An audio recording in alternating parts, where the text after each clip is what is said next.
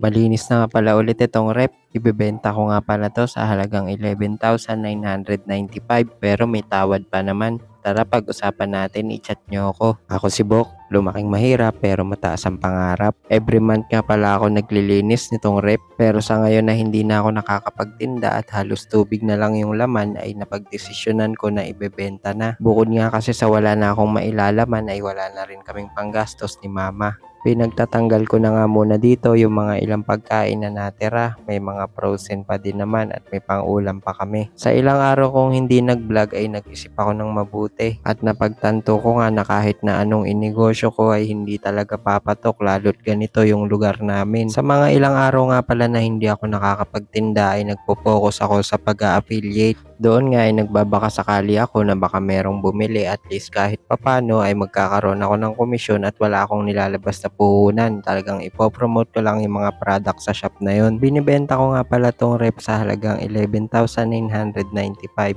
dahil ang original price niya ay 16,995. Sa totoo lang ay kinuha ko tong hulugan. Nakakaisang hulog pa nga lang ako. Meron pang 11 months. Kaya naman pag mabenta to ay uhulugan ko pa rin ito. Isa pang dahilan kaya kailangan ko na rin tong ibenta ay dahil sumasakit na rin yung kanang ngipin ko. No frost na nga pala itong rep na to. Pero nung nakaraang araw kasi ay nabutasan ako ng yelo kaya naman ito nagkaroon. Pero ang kinaganda dito sa rep na to since no frost nga siya ay hindi mo na kailangan mag-defrost. Kumbaga napakadali na lang tanggalin itong nagyelo tapos pupunas-punasan mo na lang yung paligid. Nung nakaraan linggo nga kasi ay sumakit yung kaliwang ngipin ko at nung nagpunta nga ako sa dentista ay kailangan nang bunutin. Mabuti na nga lang talaga nung umaga ng araw na yun ay nagpunta ako sa munisipyo.